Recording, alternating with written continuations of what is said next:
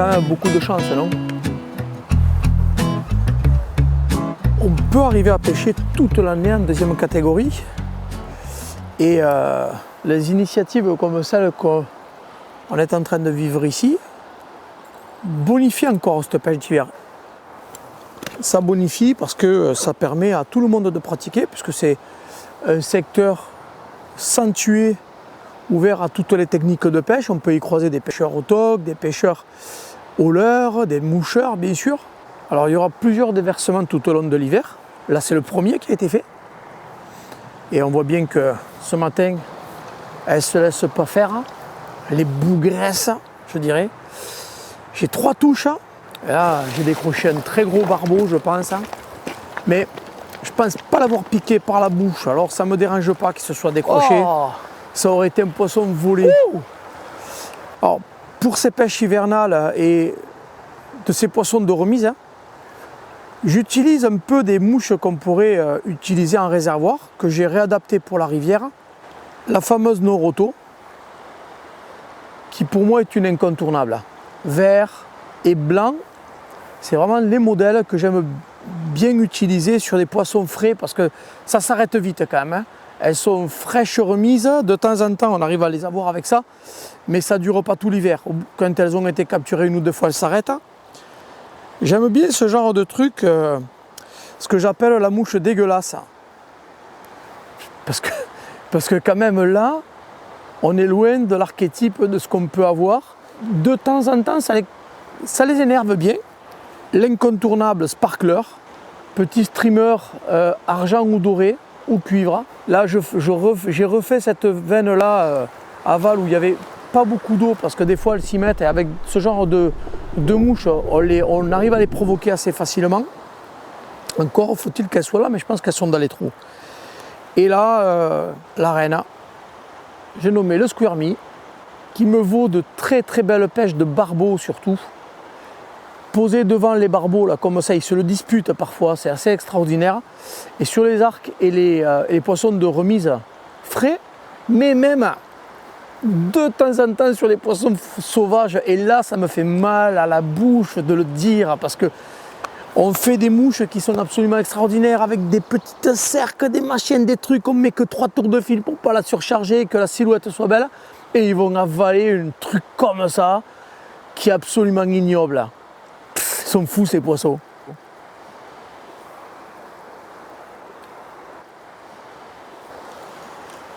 Ça démarre pas fort ce matin.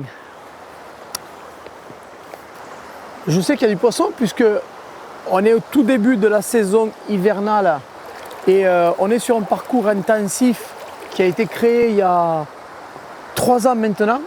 Et je sais de sources sûres, puisque le garde nous a informé et a informé les bénévoles qui sont venus l'aider dans sa mission justement d'empoissonnement il y a 5-6 jours.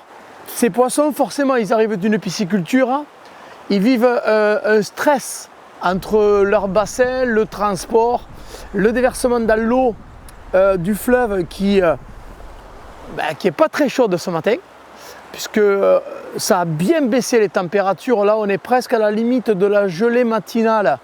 Et du coup, l'eau a perdu au moins 4 ou 5 degrés là, en 15 jours. Et du coup, ça les stresse un peu. C'est pour ça peut-être que ce matin, ils sont un peu timides encore. On va voir avec le soleil. Quand le soleil va être vraiment au milieu là-haut et qu'il va pouvoir chauffer l'eau, ça devrait se réveiller un peu. Regarde l'éphémère. Tu vois l'émergence qui commence à y avoir.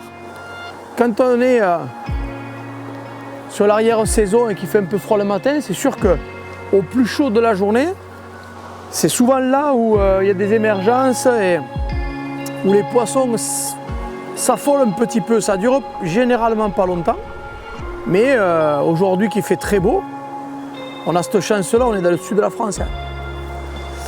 Mais malgré tout, j'ai encore ma laine polaire. Après, je suis frileux, mais quand même, ça peut augurer un début d'activité chez les poissons. Là, il y en a une qui m'a gratté la mouche.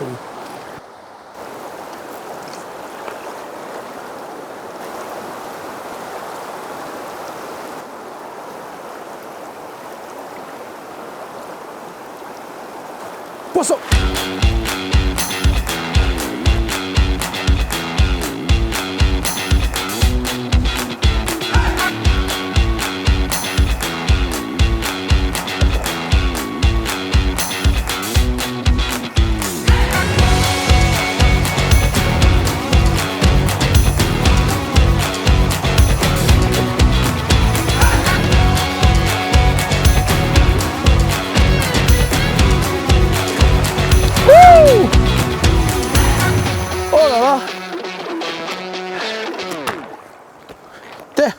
Ça tombe la boîte à mouches. Ouf. Ben dis donc. Alors on est bien sur du poisson de remise. Qu'est-ce qu'il a pris? Eh bien, contre toute attente, ce poisson, il a pris la toute petite nymphe que j'avais mis en potence. Et ça correspond bien à ce dont on parlait il y a 2 minutes, où avec le soleil, en fait, il y a des émergences qui sont arrivées et il a pris vraiment une toute petite nymphe, alors qu'au bout, j'avais mis un gros verre. Et bien il a pris la petite nymphe. Ça prouve quand même que certains poissons de remise trouvent vite la nourriture qu'il leur faut dans la rivière. Par contre, bon, ça c'est le côté poisson de remise, forcément. Ce poisson, on voit bien, il a des nageoires abîmées, il a un nez abîmé, il a une caudale abîmée. C'est des gros géniteurs de réforme. De toute façon, ils auraient plus servi à rien dans la pisciculture, et autant en faire profiter les pêcheurs.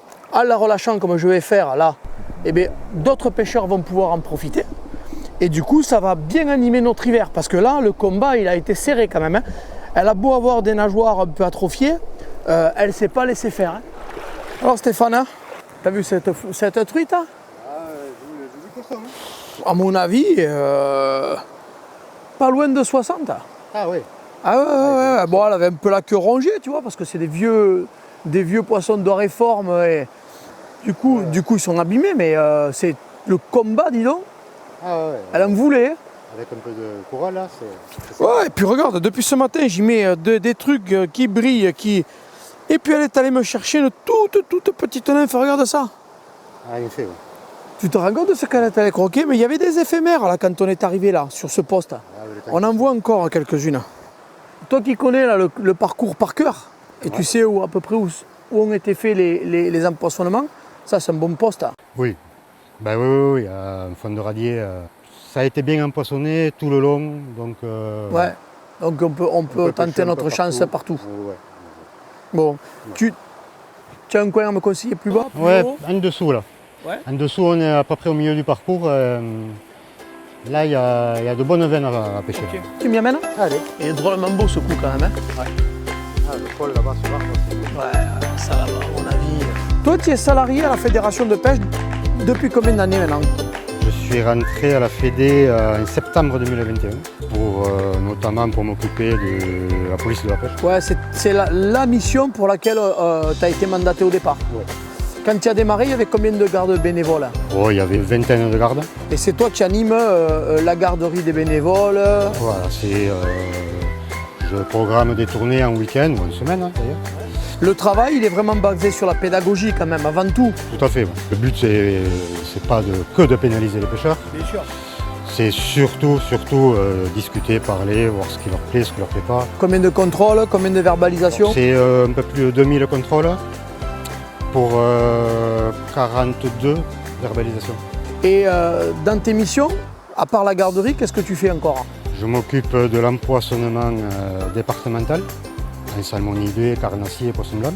Et dans tes missions, les pêches électriques, ça en fait partie, je crois aussi. Hein? Oui, bien sûr. Hein. Oui, avec le pôle technique, on fait chaque année des pêches électriques de sauvetage ou pour de suivi d'espèces. D'accord. Cette année, vous avez eu du boulot avec le sauvetage. Hein? Cette année, ça fait 2 ans qu'il y a un peu de boulot avec le sauvetage. On espère que ça va flotter cet hiver pour que ça ne se renouvelle pas. Espérons. Trop souvent. Bon, merci, c'est là que tu voulais me... Ouais. Voilà le spot. Bon, merci. On se voit à la commission animation. Ouais. Allez. Ouais, ça marche. Merci. Hein. Ciao. Oh, bonne pêche, il me dit. effronté, va. C'est la jalousie qui me fait parler parce qu'il retourne au boulot.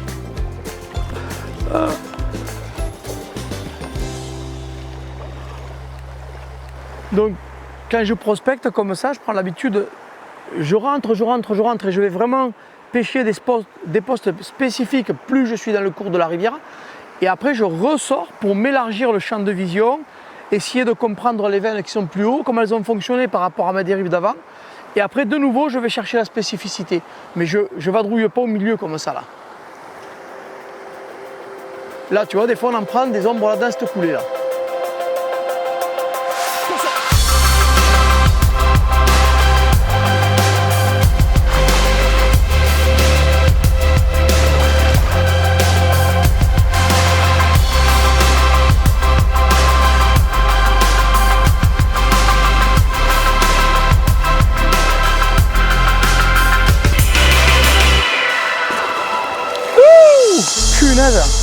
Elle est plus grosse que l'autre tout à l'heure. Et elle a des couleurs, tu vois, toujours les nageoires un petit peu abîmées parce que c'est quand même des poissons de réforme. Hein.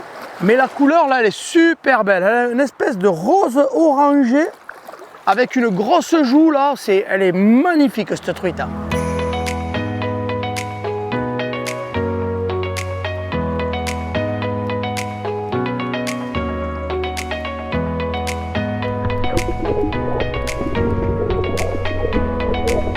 Celle-là, je l'ai vue, elle était vraiment devant un bout de bois là qu'elle travaillait. Balancer, j'ai vu monter, prendre, je l'ai attaqué à vue celle-là, c'était chouette. Alors ce secteur-là, c'est un secteur que je prospecte de temps en temps parce que comme on a de l'ombre sur l'Aude, sur la première catégorie, et qu'il dévale sur la deuxième catégorie, on en trouve parfois jusqu'à Carcassonne. C'est des endroits où je viens prospecter avant mes stages d'automne pour voir s'ils sont présents. Et ensuite, j'y reviens quand on a fait les déversements de truites. Et c'est un parcours justement où les ombres ne sont pas vraiment bien présents naturellement. Ils ne s'y plaisent pas sur ce parcours, je crois. Et je ne sais pas m'expliquer pourquoi. On en capture en amont, on en capture en aval. Mais là, alors on en fait un par-ci, un par-là, mais en dessus, en dessous, c'est quand même bien différent. Ouais, là au milieu, là, il y a un joli trou. Hein. Bien sûr que c'est obligé qu'il y ait des poissons. Là. Mais là, ça fait une cuvette, tu vois, là où je pique le premier poisson. Là, ça fait une cuvette qui apporte vraiment à manger, quoi. C'est des saisons, quand on arrive à 15 h, la journée, elle est généralement finie.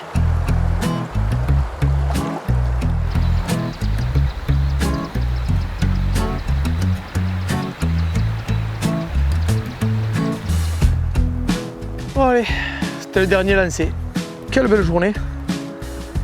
Quelle chance. Du beau temps. Quelques jolis poissons. On a rencontré des copains. Le charme de l'arrière-saison est basson plein parce que les lumières sont extraordinaires. Et c'est la fin de la journée, de la première journée de l'arrière-saison. C'est pas beau ça? Ça, c'est quand même quelque chose d'extraordinaire quand on a fini notre saison normale. De pouvoir en redémarrer une autre, de relancer un nouveau cycle, de pouvoir tester du matériel, des mouches, des matériaux de montage, je sais pas quoi, du fil, en fait, tout ce qui nous fait plaisir et tout ce dont on gamberge l'hiver en fait, parce que l'hiver on gamberge à la saison d'après, mais là on peut le mettre en pratique. Allez, pour aujourd'hui ça suffit, peut-être je reviens demain.